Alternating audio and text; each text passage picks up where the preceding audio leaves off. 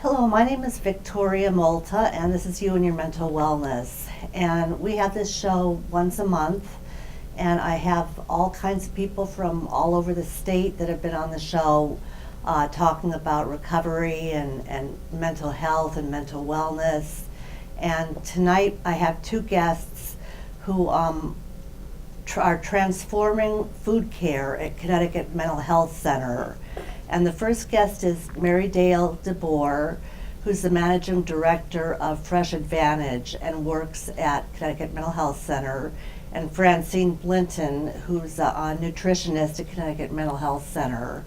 And the first thing I want to ask you, Marydale, is what is Fresh Advantage? Because I don't remember you telling me that much about. So yeah, sure, happy to. Fresh Advantage is my consulting company. We're based in New Haven, and we work primarily with hospitals and healthcare facilities to transform the way they deal with food service, and the nutritional needs of their patients. So we work throughout New England, and I started this company about 3 years ago. And with my company and my team, we did a master plan for Connecticut mental health, and now we're spending most of our time implementing that plan at Connecticut Mental Health Center. And how long have you been working at Connecticut Mental Health Center? So we took for about 18 months to develop a master plan, and then we are almost full-time on the ground through the end of this year implementing that plan, which includes construction of a whole new commercial kitchen and dining facility, and bringing in a food service management company that shares our philosophy to run the food service operation for the inpatients, for ambulatory patients, and for employees of the center. And how long have you been doing this work? How did you get into it, and what are some of the other responsibilities that Sure. you do? I began working in this area of how do we integrate food and nutrition into healthcare about 14 years ago. I was a senior executive at New Milford Hospital in Northwest Connecticut.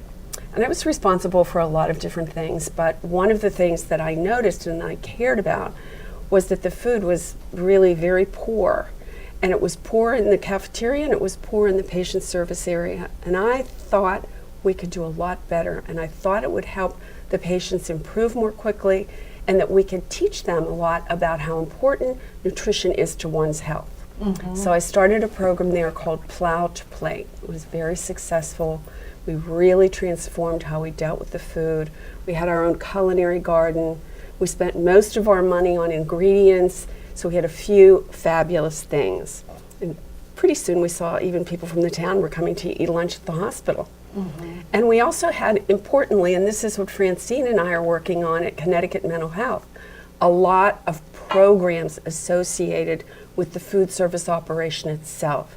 So we did programs for young kids and Girl Scouts, and we had a wonderful youth chef program for middle school students. We had senior suppers. So it really became this really full, robust community initiative that emanated out from the hospital, and the fact that the hospital had a real healthy food hub as part of its operation. So this was all through Connecticut Mental Health Center that you have been doing all these programs? No, I was an executive and employed by New Milford Hospital, mm-hmm. And that's for many years. Right. And then I left because I wanted to do the work at other hospitals and health centers.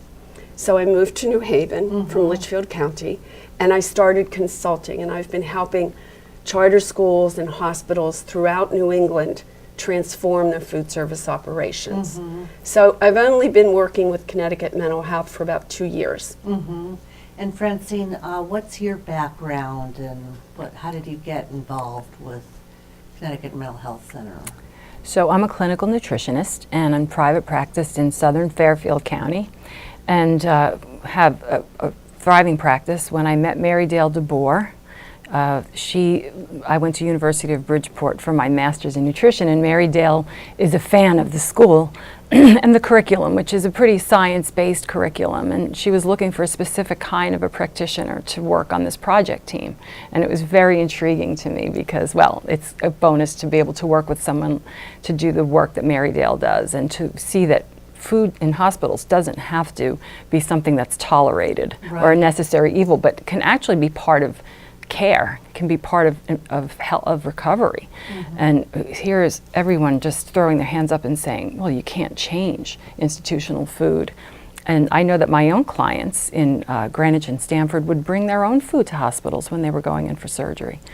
And you know, we're paying so much for it. So it was very intrigued and excited about working on the project. So do you think that there's like a parallel between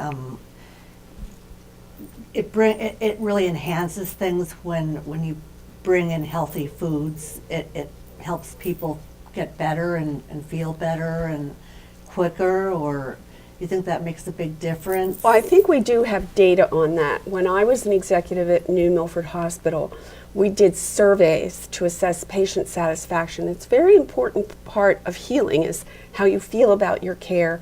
And it's a very important thing in healthcare now, these patient satisfaction scores. And we started out, before I instituted the change, with very low, in the 30 percentile in the nation, satisfaction. That's not good. You don't want to be there. And within 6 months of the change, we were up at 99%, which was a huge, huge shift. And importantly, when people feel good about the food they're getting, they see it as a sign of the overall care they're receiving. You care about the food. I mean, we know this from the time we're children and we're not ill, and if you know the old thinking about chicken soup, you know, there's a lot of truth to it. When you care about the food and you take time, it's representative that you care about all the other aspects of healing and health care. Right, right. Well, I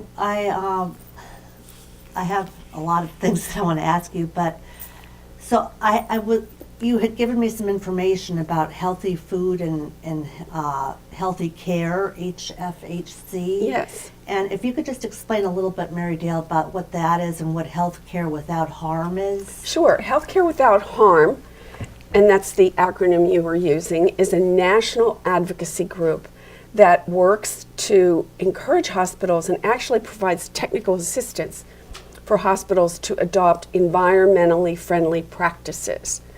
They have a whole effort within their portfolio about healthy food and healthcare. And they have very interesting challenges that you can take, and they help you measure your progress, keep track of your progress of moving sodas out and moving healthy beverages in. They also do really wonderful things about the environment of care. They were the organization that led the charge to eliminate mercury from hospitals, because we know that's a very toxic substance. So I work very closely with them. I have for over a decade, because they have many programs that as an individual hospital can sign up for it, and then you're part of a larger national group and you can compare notes with other people, and you have a world of colleagues to work with on this work. So you implement that at Connecticut Mental Health Center. Yes, and we signed up. We joined Connecticut. Oh, great. I advised them they should be a part of it. The first thing we did, and we really enjoyed it, is that we put filtered water stations throughout the facility when we wanted to really reduce the amount of sodas, which are extremely harmful. And Francine can elaborate on this because they are loaded with sugar, and that's a real problem for every one of us, but it's also a problem for people who are in recovery and have certain types of psychiatric illness that we want to help them recover from. A lot of them drink sodas and smoke cigarettes And sugar, I think I'd want Francine to comment on why we did this healthy beverage initiative, and we made it fun. We had a water party and we had spa waters, and now we only, in a building that's 500 people, we have one tiny soda machine, that's it. We've had a great success. But Francine, what is it about sugar that's so really offensive on so many levels? Well, you know, we have a population of patients that are, of clients that have, some of them have had addiction, substance addiction. And so when you take sugar, often what happens is that the addiction gets transferred to the sugar. And you don't have a lot of people opposing that because they think, well, it's better than substances. Give them the donuts, give them the soda. But what you see is that they're drinking multiple sodas in a day. It's not an occasional soda. And you start adding up all the sugar, and you see that this, in the one-on-one counseling, which is a piece of this program that we're working on now, it's a pilot program, is that one, the intake form is how many sodas do you drink soda, and if so, how many a day? And you see there's caffeine, there's sugar, it's a lot of calories in a population that's very vulnerable to obesity. Right, and it can lead to other problems too, like Yes. diabetes. Exactly. Can it lead Yes. to that, and bad dental Oh, yes, absolutely. And we have to make sure that people are, first do no harm. That's the Hippocratic Oath. So first do no harm. And if you're trying to, right now in January, everybody's trying to lose weight. And so if you take away soda, what you find is that you're not taking away, it seems like an easy thing to remove from the diet, but it's actually not, because it is, again, stroking those reward centers. And I think actually putting the brakes on the satiety centers of the brain that would normally say, I'm full, I've had enough. I think when you have the sugar, and it's not just the sugar in the soda, but the colorings and all the artificial ingredients, is that you're sort of faking out the brain's natural ability to say, I've had enough, I'm okay. And what we want to do is shift to nutritive foods. Right. Right. So I think that's wonderful. I have personal experience with that because my husband is in recovery from substance use issues, and he's turned to sugar. And so is it hard? I mean, now I wanted to ask you too. You teach a class, don't you, on food? There was something that I wrote. Our food learning. Yes, Yes, we're starting. I wanted to ask you about that and what kind of what do you teach them? What are some of the subjects and topics that you cover? So we are currently developing to launch our first 6-week, 6 classes in February, and we'll be dealing with, for example, topics that how do you create a pantry in your own home? And we'll have a mock pantry at CMHC so people can actually see the exact foods that Francine is nutritionist. And we also have another colleague, Chef Ann Gallagher, who works with us. We're a triumvirate. And people will be able to see exactly the products they need, and then we'll teach them how to use them. Francine will be available to discuss why they are such important and user-friendly products and ingredients. And then we'll actually go about shopping for them, and for people who are on SNAP or a very tight budget, we're going to teach budgeting and how to manage that so you can make your way through the month without being what's known as food insecure. That's the one question I was going to ask too, because a lot of people think that the healthier foods are more expensive and things like that. So how can someone on a tight budget? It's hard. Can it be hard sometimes? But overall, it can, but I think Francine's expertise is having identified certain things that aren't necessarily expensive. You could give some examples. Well, we try to be sensitive. We have 2 questions on our intake form that try to assess food security and food insecurity, and often sometimes never experience money falling short before the end of the month. And we have questions so once we've identified people that are at risk for not having enough money for food, I'm extra sensitive to how can we make that money last. Reducing waste. Meal planning is critical, and that's when Marydale had the idea of a pantry. So that pantry, and by the way you spend money in the beginning of the month should reflect how it's going to be, how we're going to make ingredients roll over to the next meal. Right. What do you do with fruit that's very ripe? You squeeze the juice and you freeze it because you don't want to waste anything. Nobody should waste anything. I don't like waste in any population. But these clients are particularly, they have some challenges. Cooking skills, there's huge variability. Some people say, yeah, they cook every night, and some people don't know the basics or don't have the basic cooking equipment. So the idea of this curriculum will be to meal planning, budgeting, what does a pantry look like? What can we expect to have in there? Well, we talked about it. Beans, rice, canned tomatoes, garlic and onions, things that have long shelf lives, that have a lot of flavor. We want people to enjoy their food. It's not just just having rice and beans. We want to have some spices in there. Chef Ann is magical with ingredients. Fabulous. Really. Such a gifted chef. So it's all about educating people Educating. about food choices and changing Yes. their diet and things like that. And helping them understand how to find it in these mega shopping centers we have, which can be overwhelming. But there are products there that you can get that are reasonably priced, or you can buy with your SNAP benefit, and that you can work with enhancing through flavor and seasoning. And they're a lot of fun, and we'll be cooking them up. Great. And in the cafeteria in the bistro, we have workers that are getting trained in vocational ed. And Anne is a wonderful teacher. She's taught, how do you flavor? What do you do with quinoa? You take quinoa and you boil it. It doesn't have a lot of taste, but she knows how to really bring out the best in ingredients and bring out the best in people. We've Yeah, I wanted seen to ask tremendous. you about that. What other kinds of foods do you serve in the cafeteria, and how? I saw it. I saw the cafeteria. It's totally transformed, and It's beautiful now. It's really nice. And has it really had a really good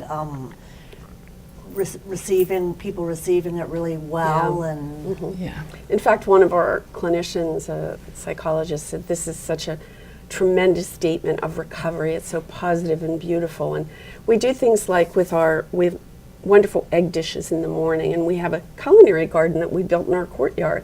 So fresh herbs, and we cook it up, and we serve sauteed vegetables lightly in the morning for breakfast. And everybody's fascinated. I never thought of eating vegetables for breakfast, but Chef Ann brought that in. Seasonal. Yeah, a lot of seasonal, everything's seasonal. We buy Seasonal. it fresh from the vendors. And we have specials, her wonderful Kale turkey, pesto. kale pesto and turkey wow. chili. We have a little added quinoa in there for added protein. So we do a lot of and then creative things. you also have a food cart too, don't you, where you sell things that are sometimes under $2, right? So, Yes. We had 2 students last summer, one a divinity school student who's interested in sustainability, and another undergraduate who is at the University of New Hampshire, Alana Davidson, and a nutrition major who intends to go on and work in Francine's field. So we had them do the research on what would be healthy snacks and the nutritional analysis, and you mentored them on that. Then we ran a contest, say, what should we name this, throughout the house, and the winning title was the Healthy Heart Cart. oh, that's nice. And so we kept everything under the price of $2.50. So we have cranberry health mix and a lot of great bars that you usually don't see in the grocery store, but that are very helpful and a wonderful thing for a snack when you're sort of hungry at 4 o'clock. Granola. Wow. Yeah. Which is, a recipe that I make for my own family. And I think, so the message is that what we're doing in the one-on-one sessions, my advice to when people leave with their food prescription, their food RX, right? So they've got their pills, they've got their medications, but here's your food prescription. And they take that seriously. But that food is available in the bistro. You can get a snack at the Heart Cart, right? The farmer's market that's there in season, all the message is getting echoed across many modalities, so that it's not just checking off the box. Yes, we have nutrition counseling, but you can actually buy. I had one client who in the middle of the session admitted that she was starving and she looked like she needed food, so we continued our consultation in the bistro, and she wants to be a vegetarian, and there was a quinoa hummus salad with roasted root vegetables, and she had talked about quinoa. She had never eaten it before. It was very affordable, and so the management has allowed that to happen, because you mentioned that healthy food is more expensive, but we have management that But said in the long run, it's not, because Right. if you eat unhealthy food all your life, you're going to end up in the hospital and have to Exactly. get medications and Right. treatments from doctors and And all our kinds. leadership is really remarkable. It's Dr. Mike Cernak and Robert Cole is the Chief Operating Officer, and they have given the green light to the plans and the initiatives, all of these things we're describing to you, which, everywhere you turn, there's a good message about food. It's available and it's affordable. And we're very dedicated to education. So those 2 leaders, you need the leadership to be on board. They have to say, that's where we're going, that's the flight plan, Right. and then we make it happen. So we're very grateful to them. And you're giving them people an awareness that that people don't really think about what they put in their mouths, and a lot of people don't who eat maybe unhealthily. They just go to McDonald's or Dunkin' Donuts, and they don't honor their bodies and their health. And so I think do you think this is something that will be catching on throughout the country and the world? Is this a new initiative? I know that you said that you worked at New Milford Hospital, but do you think this is going to catch on pretty much in hospitals and health centers all? Well, we're really I hoping, hope so. and I think Yeah. that it's starting to happen now. When I first started doing this work, there was very few people were doing it. And in a decade, things have really changed. I will say, though, that we are the first community mental health center in the country. I know because I do a lot of speaking and teaching across the country, and I keep track of hospitals through Healthcare Without Harm that are doing the work. So I'm very proud that in New Haven and through the Yale Department of Psychiatry, that we have a facility that is so progressive. And this is very progressive. Cutting edge. Absolutely. So hopefully we can go to other conferences with other mental health centers and say there is this great need, and there are some special needs with respect to people in recovery. For example, one of the things we deal with, and that Francine has come up with some very good solutions to, is the side effects of medication. Very I was gonna ask often, about that. Yeah. shortly after one takes a medication, you can get a hunger spike. And how do you deal with that if you aren't prepared or you don't understand it?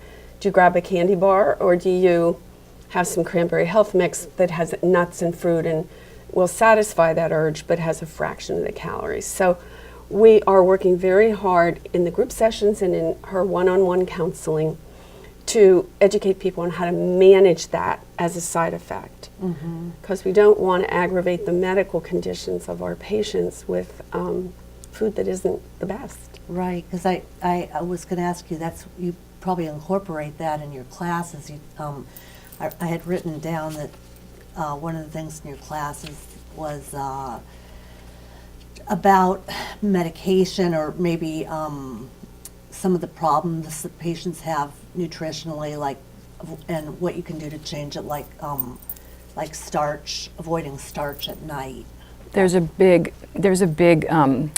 large consumption of bread, cereal, pasta, disproportionate, So the nice thing is I have the wellness center where my pilot is housed, is great about offering, very detailed information, medical background, and diagnoses. So we work with it's numbers. This is what your A1C is. This is the number we use to monitor diabetes, for instance. And so these are the things that we can do to lower that number, to bring it into a range. Besides weight loss, it's not just about weight loss. It's about health. We don't want, and again, it's body composition. We don't want weight to come off too quickly, because then what happens is muscle is compromised. We need our muscle. There's exercise, group exercise on Friday. There's smoking cessation on Thursday. Yes, and then there's movies with healthy themes, healthy nutrition themes on Thursdays, with Q&A afterwards. Sometimes I'm there to participate in that. So what we're doing is we're getting from many angles the message across, not to lose heart if the weight doesn't come off as quickly as you want, but we're moving in the right direction. And so the starch is a barrier to that goal. And what can we do? If we can pretty much count on there's going to be a hunger spike, that's where the pantry comes in. You're more likely to eat what's in your reach. Right. So if you stock your pantry and you know that this medication, we're not going to deny that some of these antipsychotic agents do contribute to weight gain. I said contribute, do not cause. Many drugs contribute to weight gain. But I had one client that said to me, but the pills don't have any calories. She herself said, so what are you going to do? How are we going to do this together? We're a team. Right. I think that's really important to recognize that it's not, medication doesn't have calories, but it does, I can understand what it's like to have that intense hunger and wanting to satisfy it as much as possible. But I wanted to ask you too, there are other things for the food care. I wanted to mention something about food care, and you mentioned some of the different services like the farmers market and the culinary garden. Are there other services too you give? We have other activities. Well, the garden is something that all of our clients can come and participate in and learn about. We have a resident farmer who comes, and she's quite wonderful, and she teaches when the garden is in season. We also have a community garden where our clients who are staying with us for a while as inpatients can walk and go and get out, and they can see what we're doing in the community. We also have many public education events. We bring in speakers who are really national in stature, also local, and we are delighted that we invite the whole community in, and we can share the education, the experience with the whole community through this wide array of activities. Right. Well, we don't have too much time left. We only have a couple minutes left, but I just wanted to ask you, what would you like to say to maybe the audience about what you think they would benefit from? For example, I just want to go over this. Well, I think we're at a very exciting time in our country where there is a heightened awareness that food can be a form of medicine. It can contribute to healing. A philosophy of care. That's right. And that I think what I'd like the audience to understand is that there are some institutions that are making food and nutrition an equal part of the healthcare paradigm. We have drugs, we have surgery, we have physical therapy. No longer is food and nutrition over here. It doesn't belong over with the laundry service and environmental services. It belongs right at the center of healthcare. And I think that Connecticut Mental Health is living proof that it can be done. That's great. I want people to have faith. I want them to see change on the ground. And I think what we're doing there is really change on the ground. Right. Do you have anything quick? We don't have much time, but Oh, would you like to say something? I've learned so much in this process working with Marydale and seeing the results and seeing people grabbing up the salads and the quinoas and drinking the water and enjoying it. And So it's a passion that both of you yeah, have. Yeah. it's Oh, that's very for sure. rewarding. It's gotten under my skin. Well, that's Yeah. great. Well, thank you both You're for, welcome. for Thank you. coming on the show. And I want to thank the audience. I want to thank Jeff for doing the camera work. I want to thank Sherry Hoffman. She was the one that introduced Yes. me to you, and That's right. Abigail White, who does the studio and who runs the studio, and the audience. And thank you very much.